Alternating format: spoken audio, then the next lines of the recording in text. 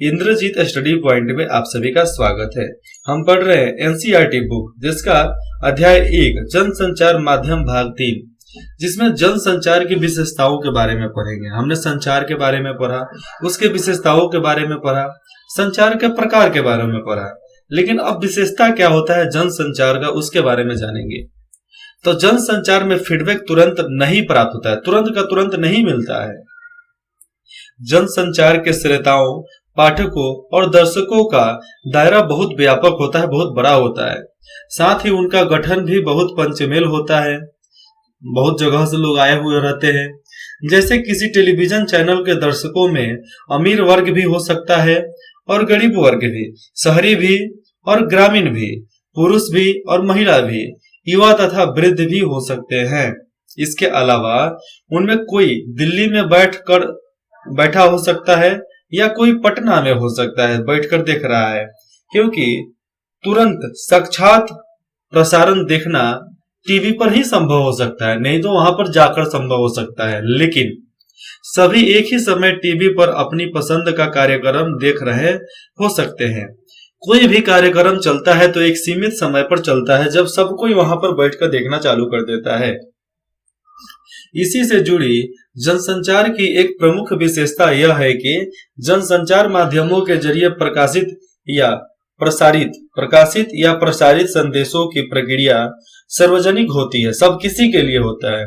इसका अर्थ यह हुआ कि अंतर्व्यक्तिक या समूह संचार की तुलना में जनसंचार के संदेश सबके लिए होते हैं। अब देखो, अंतर्व्यक्तिक मतलब अपने लिए, चाहे अपने आसपास के लोगों के लिए, एक दो लोगों के लिए। समूह संचार में भी ज्यादा नहीं, 25, 10, 15 इतना ही लोगों को वहां पर बताया जाता है, चाहे अपने बात को समझाया जाता है, चाहे सिखाया जा सकता है।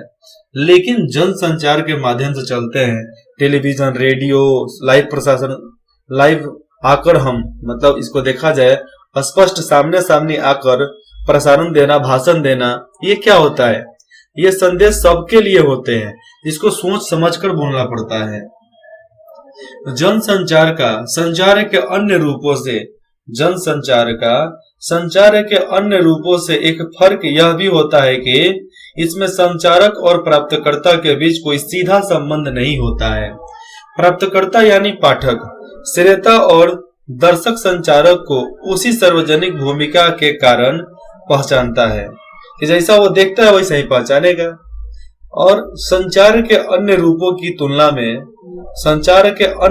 की तुलना किया जाए तो जनसंचार के लिए एक औपचारिक संगठन की भी जरूरत पड़ती है। औपचारिक संगठन के बिना जनसंचार माध्यमों को चलाना मुश्किल है, बहुत ज्यादा मुश्किल है। कैसे? जैसे समाचार पत्र न किसी संगठन से प्रकाशित होता है, समाचार पत्र न ही किसी संगठन से प्रकाशित होता है, या रेडियो का प्रसारण किसी रेडियो संगठन की ओर से किया जाता है। संगठन नहीं, उसके बीच में संपादक बैठे रहते हैं, संपादक के अनुसार ही सब चीज चलता है, चाहे नहीं चलता है। जनसंचार के माध्यमों की एक और महत्वपूर्ण विशेषता यह है कि उनमें ढेर सारे द्वारपाल होते हैं। ढेर सारे द्वारपाल काम करते रहते हैं, जिनका काम है कि देखना कि क्या गलत क्या सही हो रहा है। द्वारपाल वह व्यक्ति या व्यक्तियों का समूह है जो जनसंचार माध्यमों से प्रकाशित या प्रसारित होने वाले सामग्री को नियंत्रित और निर्धारित करता है।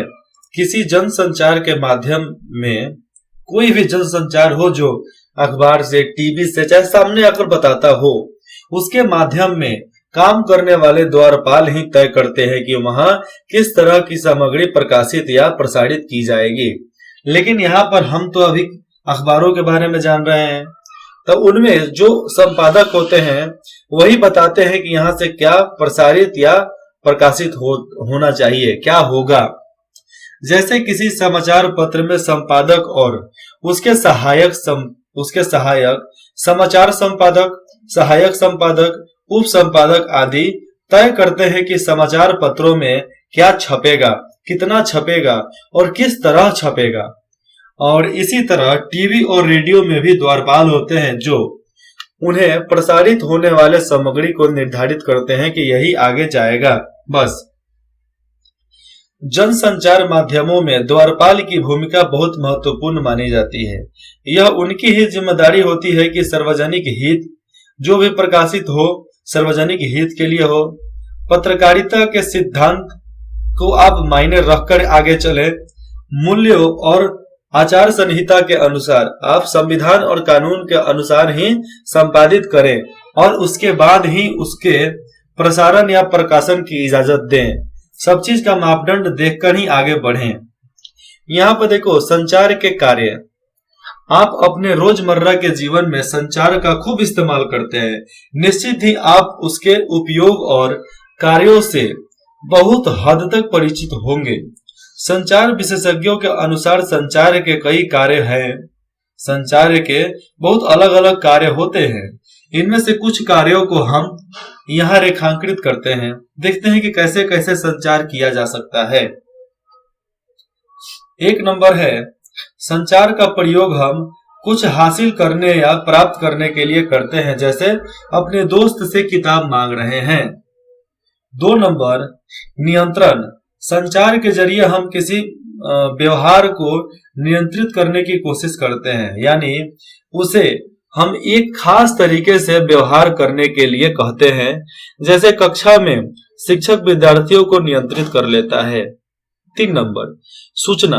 कुछ जानने के लिए या कुछ बताने के लिए हम संचार का प्रयोग करते हैं, जिसका नाम है टेलीफोन। 4 नंबर अभिव्यक्ति। हर व्यक्ति अपने अपने पर्सनल बातों को खुद से कर सकता है, चाहे कम्बल में घुसकर करे, चाहे छत पे जाकर करे, चाहे कहीं भी। तो संचार का उपयोग हम अपनी भावनाओं और अभिव्यक्तियों के लिए अपने को एक खास तरह से प्रस्तुत करने के लिए भी कर सकते हैं। तो टेलीफोन का मोबाइल का काम लोग इस्तेमाल क्यों करते हैं? क्योंकि वो पर्सनल बात होती है भैया, पर्सनल बात।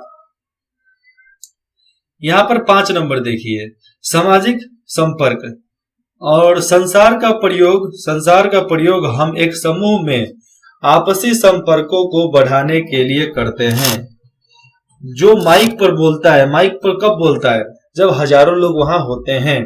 6 नंबर संचार का प्रयोग अक्सर हम अपनी समस्याओं या किसी चिंता को दूर करने के लिए करते हैं। ये देखो रेडियो फ्रीक्वेंसी से चलने वाला टेलीफोन होता है, जो नाव समुद्र में चलाते हैं, वो रेडियो फ्रीक्वेंसी की वजह से बात करते हैं। जैसे मैं ये कर रहा है, डायरेक्ट किसी न किसी हेल्पलाइन से बात कर लेगा। मूर्खो। यहाँ पे देखो 7 नंबर संचार का प्रयोग हम अपनी रुचि की किसी वस्तु या विषय के प्रति प्रतिक्रिया व्यक्त करने के लिए भी करते हैं। 8 नंबर इसके साथ ही संचार का प्रयोग हम अपनी किसी भूमिका को पूरा करने के लिए भी कर सकते हैं, क्योंकि यही परिस्थिति की मांग होती है। जैसे आप एक विद्यार्थी के रूप में या एक डॉक्टर के रूप में या जज के रूप में अपनी भूमिका के अनुसार संचार करते हैं। जैसा आपकी भूमिका वैसा ही बात आप करोगे।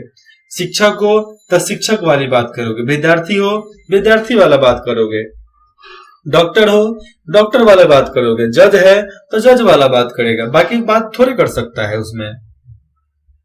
आगे है जनसंचार के कार्य। जिस प्रकार संचार के कई कार्य हैं, उसी तरह जनसंचार माध्यमों के बीच कई कार्य हैं।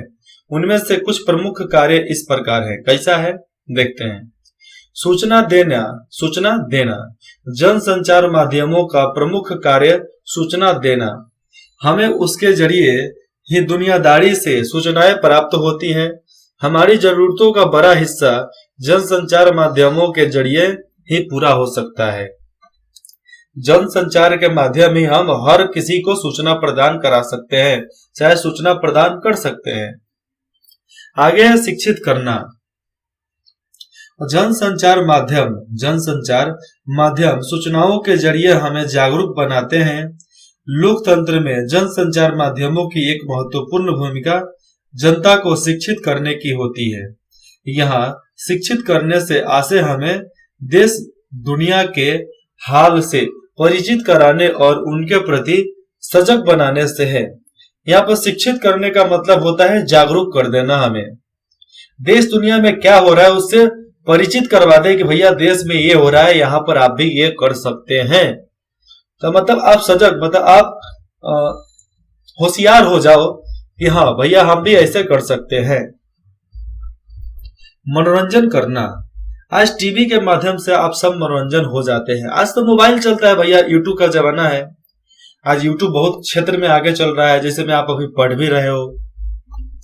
जनसंचार माध्यम जनसंचार माध्यम मनोरंजन के भी प्रमुख साधन है। सिनेमा, टीवी, रेडियो, संगीत के टेप, वीडियो और किताबें आदि मनोरंजन के प्रमुख माध्यम हैं। क्या है? प्रमुख माध्यम है।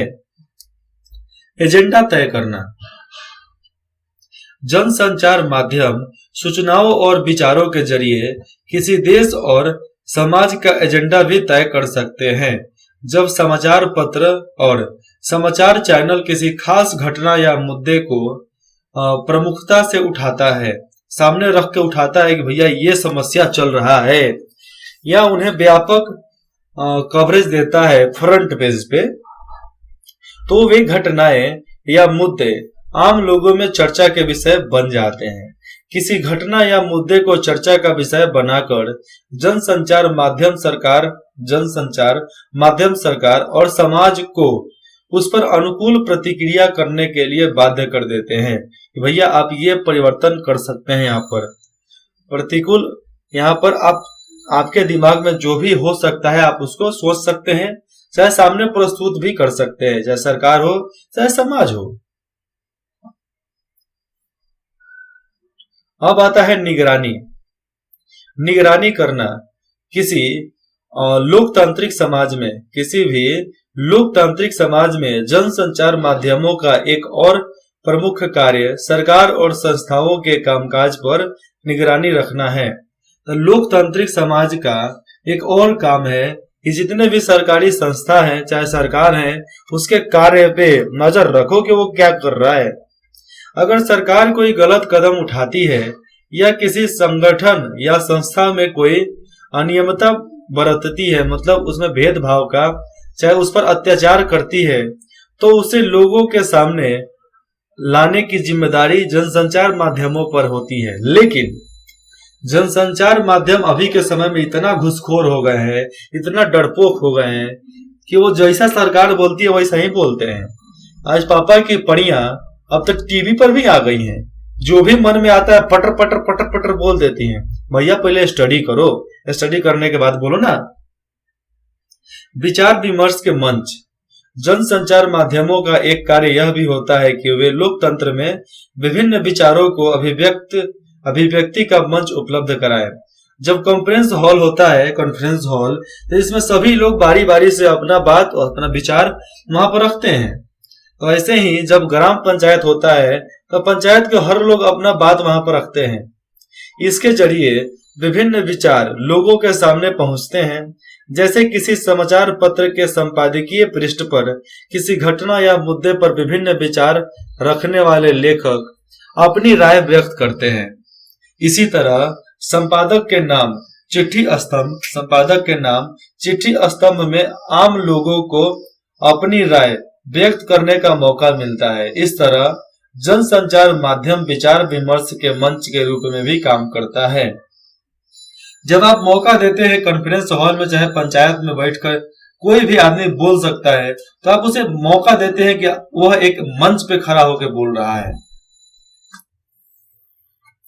भारत में जनसंचार माध्यमों का विकास, जिसमें आ जाता है कि हमारे देश में जनसंचार मतलब जितने भी हम इलेक्ट्रॉनिक सामान का इस्तेमाल करते हैं बातचीत करने के लिए, उसका विकास कैसे हुआ।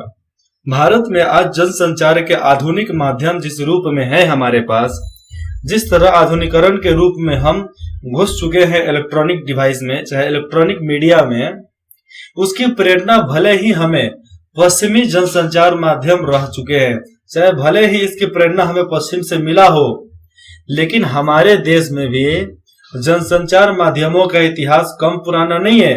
हम लोग भी बहुत पहले से जनसंचार करते रहते हैं।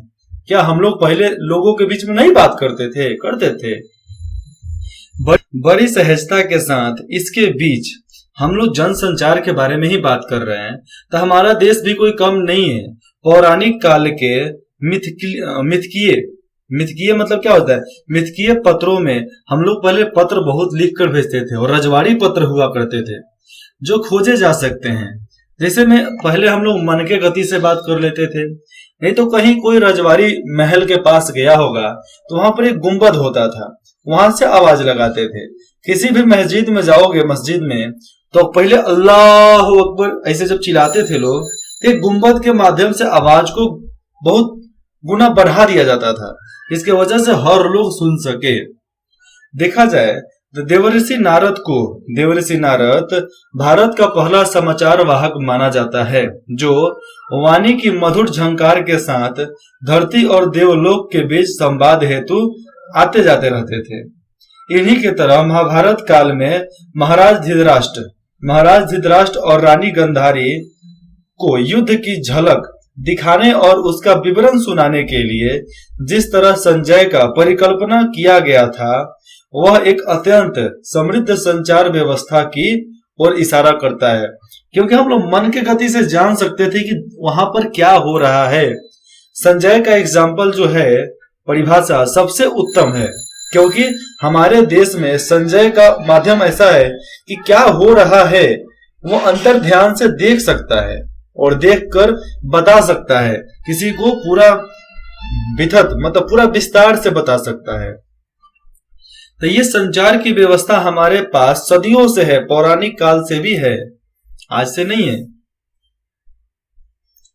जनसंचार को राज दरबार तक, जन भावनाओं को राज दरबार तक पहुंचाने और राजा का संदेश जनता के बीच प्रसारित करने की समृद्ध व्यवस्था के उदाहरण बाद में भी दिखाई पड़ते हैं। जैसे मैं यहाँ पर पत्थर पर देख लो, चंद्रगुप्त मौर्य अशोक जैसे सम्राट के शासन काल में, जब चंद्रगुप्त मौर्य चाहे अशोक सम्राट जब वहां पर शासन कर रहे थे, तो उस समय अस्थायी महत्व के संदेशों को, जो संदेश तुरंत चाहिए, उसके लिए शिलालेखों और सामयिक और तत्कालिक संदेशों के लिए कच्ची स्याही या रंगों से संदेश लिखकर प्रकाशित किया जाता था।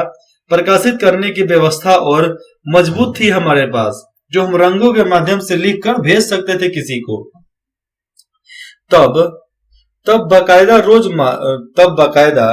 रोज नामचा मतलब क्या होता है? रोज नामचा लिखने के लिए, मतलब वो सब लिखित रूप में लिखने के लिए, समाचार को लिखने के लिए कर्मचारी नियुक्त किए गए थे, क्योंकि भैया तुम्हारा काम है लिखो।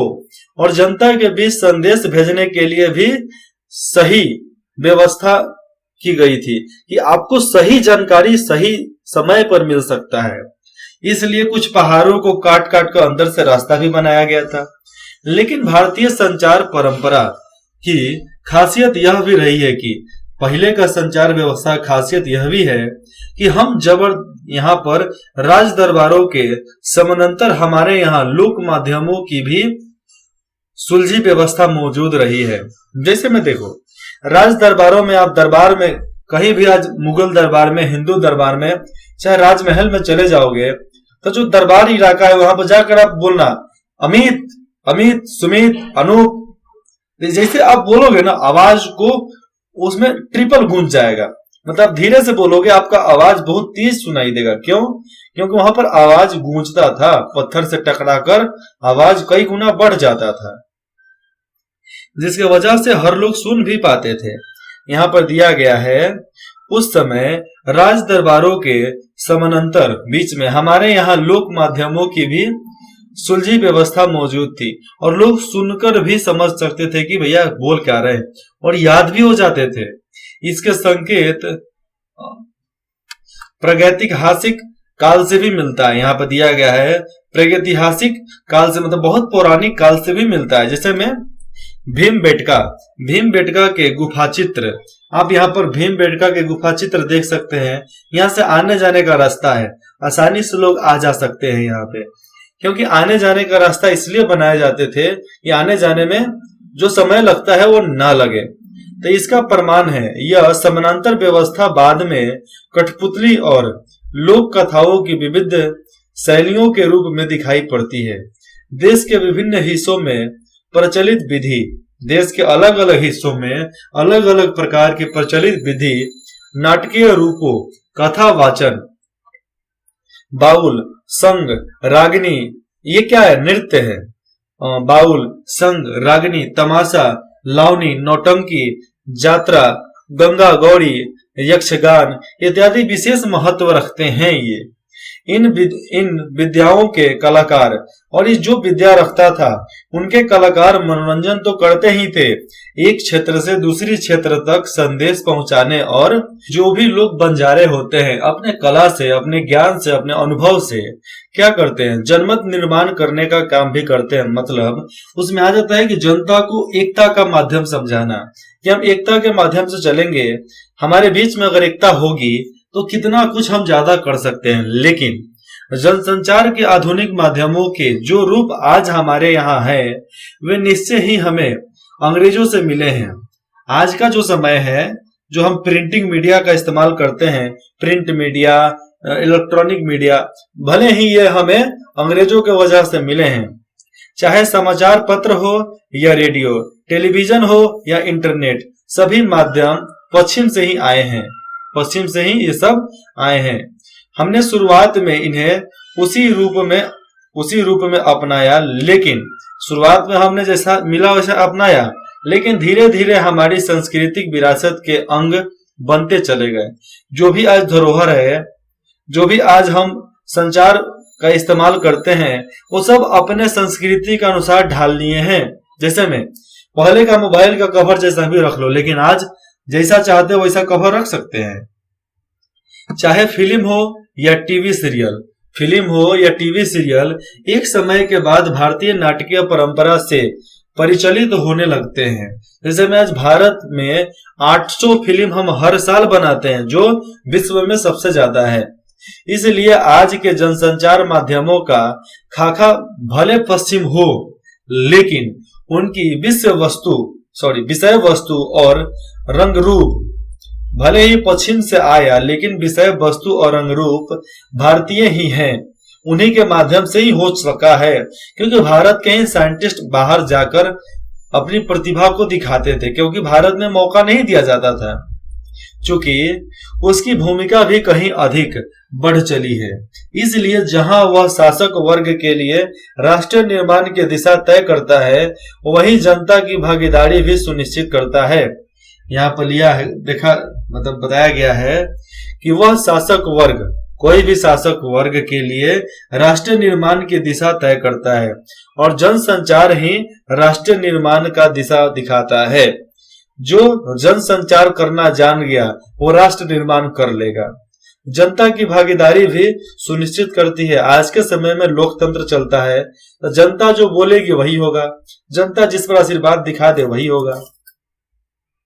जनसंचार माध्यमों के वर्तमान प्रचलित रूपों में प्रमुख है, जैसे में समाचार पत्र, पत्रिकाएं, रेडियो, टेलीविजन, सिनेमा और इंटरनेट। इन माध्यमों के जरिए जो भी सामग्री आज जनता तक पहुंच रही है, राष्ट्र के मानस का निर्माण करने में उनकी महत्वपूर्ण भूमिका है। आज जो भी रेडियो, पत्रकारिता, समाचार पत्र, टेलीविजन, सिनेमा, इंटरनेट, किसी के माध्यम से जनता तक हमारे बात पहुंच सकते हैं, उसी के वजह से राष्ट्र निर्माण में हम ज्यादा महत्वपूर्ण भूमिका निभाते हैं। क्योंकि लोग धीरे धीरे जागरूक हो रहे हैं, अपने देश के प्रति मरने मिटने के लिए तैयार है कि नहीं उससे मतलब नहीं है, लेकिन लोग जागरूक हो रहे हैं। जो लोग चाह रहे हैं कि हमारा देश जैसा था वैसा फिर से बने, इसके लिए बहुत बलिदान करना पड़ता है भैया, बहुत बलिदान करना पड़ता है। बलिदान करने के लिए कौन कौन तैयार है? बलिदान करने के लिए तैयार हो जाओगे, जिंदगी में सब चीज बलिदान कर सकते हो। आगे पढ़ेंगे समाचार पत्र, पत्रिकाएं, समाचार पत्र और पत्रिकाएं, जिसमें समझ में आएगा कि समाचार पत्र कैसा होता है और पत्रिकाएं क्या होती है। समाचार पत्र, इंग्लिश में इसको न्यूज़पेपर बोलते हैं, और पत्रिकाएं को मैगजीन बोला जाता है। समझ लो, समझे क्या क्या होता है। जनसंचार की सबसे मजबूत कड़ी पत्र, पत्रिकाएं या प्रिंट मीडिया है। जनसंचार का सबसे मजबूत कड़ी जो आज 150 साल से चलता है, अखबार और यही प्रिंट मीडिया, जिसको मैगजीन छापने का भी अधिकार है। छोटे छोटे चुटकुले भी छापते थे ये लोग, हालांकि अपने विशाल दर्शक वर्ग और तीव्रता के कारण रेडियो और टेलीविजन की ताकत ज्यादा मानी जाती है, क्योंकि वो जल्दी पहुंच जाते हैं। लेकिन वाणी को शब्द के रूप में रिकॉर्ड करने वाला आरंभिक माध्यम होने की वजह से प्रिंट मीडिया का महत्व हमेशा बना रहा है। आज भले ही प्रिंट, रेडियो, टेलीविजन या इंटरनेट किसी भी माध्यम से अखबारों के संचार को पत्रकारिता कहा जा सकता है कि भैया ये पत्रकारिता करते हैं, लेकिन आरंभ में केवल प्रिंट माध्यमों के जो अखबार के लिए काम करते थे, उनके जरिए अखबारों के आदान प्रदान होना ही पत्रकारिता कहा जाता था। और वही लोग असली मायने में पत्रकारिता थे। आज तो पत्रकार हैं सब, क्या है, पत्रकार हैं। पहले पत्रकारिता हुआ करती थी, आज पत्रकार हुआ करते हैं, नाम तो हट गया है। इसके 3 पहलू हैं। कैसा? पहला पहलू है, पहला समाचारों को संकलित करना, दूसरा संपादित कर छापने लायक बनाना, और तीसरा है पत्र या पत्रिका के रूप में छापकर पाठक तक पहुंचाना। 3 प्रक्रिया होता है, पहले जानो, लिखो, छापो और उसके बाद से पहुंचा दो। हालांकि ये तीनों काम एक दूसरे से आपस में जुड़े हुए हैं, लेकिन पत्रकारिता के तहत हम पहले 2 कामों को ही लेते हैं, क्योंकि प्रकाशन और वितरण का कार्य तकनीकी और प्रबंधकीय विभागों के अधीन होता है, जबकि रिपोर्टिंग और संपादक के काम के लिए यह विशेष बौद्धिक और पत्रकारीय कौशल की अपेक्षा होती है। जैसे में 2 ही को हम लेते हैं, उसको जानना और उसको लिखना की भले छापने लायक बनाना, ये 2 कारण को हम पहले लेकर चलते हैं। ठीक है, क्योंकि यही पत्रकारीय को कौशल की अपेक्षा बनाता है, जिसमें बताता है कि पत्रकारिता, पत्रकार कैसे होते हैं। जहां बाहर से खबरें लाने का काम संवाददाताओं का होता है, मतलब जो पत्रकार होते हैं वो खबर लाते हैं, और वहीं पर जो बैठकर बोलते हैं कि हम एंकर हैं। एंकर क्या होता है भैया? अपने आप को संवाददाता बोलो ना कि हम बोल रहे हैं, लेकिन नहीं, इंग्लिश में बोलेंगे भैया कि हम एंकर हैं। आज के समय में लोग जिंदा है तो उसकी इज्जत नहीं हो रही है, जितना वो मर जा रहे हैं तब हो रही है। क्यों? लोग स्टेटस लगा रहे हैं, आई मिस यू। क्या?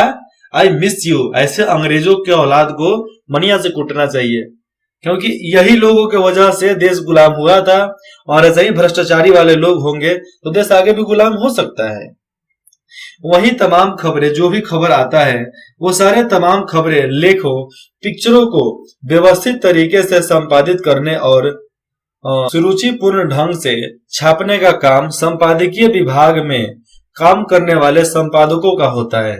जो वहां पर लिखने वाले होते हैं, उनका काम होता है कि हम छापेंगे क्या इसमें, क्योंकि वही छापेंगे जो सरकार आपको इजाजत देगी, क्योंकि आप उसके अलावा छाप ही नहीं सकते हो, क्योंकि आप पैसा के लिए काम करते हो। आज पत्रकारिता का क्षेत्र भी बहुत व्यापक हो चला है, जैसे में खबर का संबंध किसी 1 या 2 विषय से नहीं होता। दुनिया के किसी भी कोने की घटना कहीं भी समाचार बन सकती है, बशर्ते कि उन्हें पाठकों की दिलचस्पी हो। जो लोग पढ़ना चाहते हैं वो खबर बन जाएगी, उसमें सार्वजनिक हित निहित है, मतलब मिला हुआ है। आगे देखिए, हालांकि दुनिया में अखबारी पत्रकारिता को अस्तित्व में आए 400 वर्ष हो गए हैं। 400 साल से पत्रकारिता यहाँ पर हो रही है विश्व में, लेकिन भारत में इसकी शुरुआत सन 1780 में जेम्स ऑगस्ट हिक्की के बंगाल गजट से हुई, जो कलकत्ता, जिसको आज कोलकाता बोलते हैं, कोलकाता से निकला था। जबकि हिंदी का पहला साप्ताहिक पत्र उदंड मार्तंड भी कलकत्ता से ही आया था। जो हिंदी का पत्र था उदंड मार्तंड, यह भी कलकत्ता में छपा। सन 1926 में पंडित जुगल किशोर शुक्ला के संपादक ने निकाला था। ये कौन निकाला था? उस समय संपादक थे पंडित जुगल किशोर शुक्ल। यही वहां से ये अखबार निकाले थे। हिंदी, ये देख सकते हैं, आजादी के अगले दिन का अखबार है हिंदुस्तान। क्या है? हिंदुस्तान। शताब्दियों के दास्ता के बाद भारत में स्वतंत्रता मिला। सदियों के, यहां पर लिखा है, सदियों से हम लड़ रहे हैं, इसके वजह से हमें आजादी मिली है। शताब्दियों की दास्ताओं के बाद, मतलब सदियों से हम लड़ते आ रहे हैं, इसलिए हमें भारत में आजादी का सामना करना, आजादी दिख रहा है, आजादी का मंगल प्रभात। तो ये पहिल का अखबार है जिस दिन पूरा एकदम न्यूज़पेपर देखो किस तरह सजा कर रखा गया है। ये देखो, आजादी के दिन का हिंदुस्तान, 15 अगस्त 1915 का ये अखबार है। हिंदी के विकास में अग्रिम भूमिका निभाने वाली सरस्वती प्रेमचंद द्वारा संपादित हंस का पहला अंक, 20वीं सदी के साहित्य बदलाव का मुख्य पत्र मतवाला बनारसी दास चतुर्वेदी द्वारा संपादित जुलाई 1947 का विशाल भारत है। ये जुलाई 1947 का ये विशाल भारत है। चलिए यहां पर जानते हैं गतिविधि। जैसे में अपने प्रिय समाचार पत्र या पत्रकारिता के बारे में 300 शब्दों में एक टिप्पणी लिखिए, जिसमें उसकी खूबियों और खनिजों को स्पष्ट कीजिए। यह भी बताइए कि आप वह समाचार पत्र या पत्रिका कब से पढ़ रहे हैं, और आप क्या रोज अखबार पढ़ते हैं? क्या आप पूरा अखबार पढ़ते हैं? क्या आपको लगता है कि आपका पसंदीदा अखबार पत्रकारिता जो भी है आपको सूचना, शिक्षा और मनोरंजन देता है? हाँ या ना में बताना है। भारत के विकास में जब देश आजाद हुआ तो भारत को विकसित बनाने में शुरुआती दौर में अखबार और जो हमें समाचार दे सकता है उन सब ने बहुत ज्यादा महत्वपूर्ण भूमिका निभाई है। इस लिहाज से भारतेंदु हरिश्चंद्र का नाम हमेशा सम्मान के साथ लिया जाता है और लिया जाएगा। उन्होंने कई पत्रिकाएं निकाली हैं। आजादी के आंदोलन में भारतीय पत्रों ने, आजादी का आंदोलन जब हुआ तो उस समय भारतीय पत्रों ने अहम भूमिका निभाई। महात्मा गांधी, लोकनायक तिलक, मदन मोहन मालवीय जैसे नेताओं ने लोगों को जागरूक बनाने के लिए पत्रकार की भी भूमिका निभाई है। यहाँ पे किस चीज का? ये लोग पत्रकारिता भी किए हैं। गांधी जी को हम समकालीन भारत का सबसे बड़ा पत्रकार कह सकते हैं, क्योंकि ये बहुत अच्छा बात लिखते थे जिससे लोग जागरूक हो सकते थे। क्योंकि आजादी दिलाने में उनके पत्रों ने महत्वपूर्ण भूमिका निभाई है, क्योंकि उनके पत्र पढ़ के भी बहुत लोग के दिल में आग बबूला हो जाता है कि नहीं, देश का आजादी हमें भी जरूरी है। आजादी के पहले के प्रमुख पत्रकारों ने, उसमें जब जो आजादी के पहले पत्रकार हुआ करते थे उनमें गणेश शंकर विद्यार्थी, माखनलाल चतुर्वेदी, महावीर प्रसाद द्विवेदी, बाबूराव विष्णुराव परारकर, प्रताप नारायण मिश्र, शिवपूजन सहाय, रामवृक्ष बेनीपुरी और बालमुकुंद गुप्ता हैं। उस समय के महत्वपूर्ण अखबारों और पत्रिकाओं में केसरी, हिंदुस्तान, सरस्वती, हंस, कर्मवीर ये सब भी थे। आज अखबार भी छपता था और आज प्राप्त, प्रदीप और विशाल भारत इत्यादि प्रमुख अखबारें थे उस समय जो छपा करते थे। उस समय बहुत ज्यादा बिकते भी थे ना ये। लेकिन जहां आजादी से पहले पत्रकारिता का लक्ष्य स्वाधीनता की प्रतिभा था, यहाँ पर लिया जा रहा है कि आजाद होने से पहले, देश आजाद हुआ उसके पहले पत्रकारिता का लक्ष्य स्वाधीनता की प्राप्ति था कि भैया हमें जो चाहिए वो हमें ले लेना है। वही आजादी के बाद पत्रकारिता का लक्ष्य बदलने लगा, धीरे धीरे बदल गया। शुरुआती 2 दशकों मतलब 20 सालों तक पत्रकारिता राष्ट्रीय निर्माण के प्रति प्रतिबद्ध दिखाई देता था कि राष्ट्र के निर्माण में हम हमेशा भागीदार रहेंगे। लेकिन उसके बाद उसका चरित्र व्यवसायिक और प्रोफेशनल होने लगा। वो लोग बेचने लगे और अपने आप को प्रोफेशनल समझने लगे। यही कारण है कि कुछ लोग कहते हैं आजादी से पहले पत्रकारिता का मिशन थी, उस समय पत्रकारिता का मिशन यही था कि आजादी के बाद वह एक व्यवसाय बन गई, जो उस समय मिशन के रूप में काम करता था पत्रकारिता, लेकिन आज व्यवसाय बनकर रह गई है।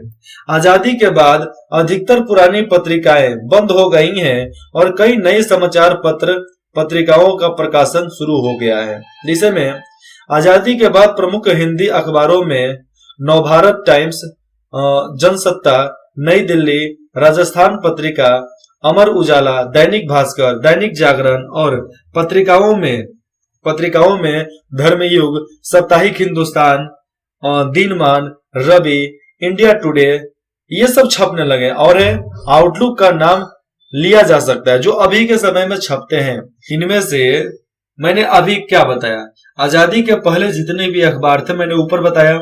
अभी जो मैंने बताया ये नवभारत टाइम्स, जनसत्ता, नई दिल्ली, ये आजादी के बाद अखबार निकलना चालू हुआ। तो इनमें से कई पत्रिकाएं बंद हो चुकी हैं। जैसे में कौन, नवभारत टाइम्स चलता है, जनसत्ता चलता है, नई दिल्ली ठीक है, राजस्थान पत्रिकाएं कम छपती है, अमर उजाला बंद हो गया लेकिन वो भी छपता है, कम छपता है, दैनिक भास्कर है, दैनिक जागरण है, और पत्रिकाओं में ले लो जिसको मैगजीन बोलते हैं, उसमें धर्मयुग, साप्ताहिक हिंदुस्तान, ऐसे सब है। लेकिन एक रविवार बंद है, रविवार नहीं छपता है। इंडिया टुडे है, आउटलुक शायद मुझे पता नहीं इसका। इनमें से कई बंद हो चुके हैं।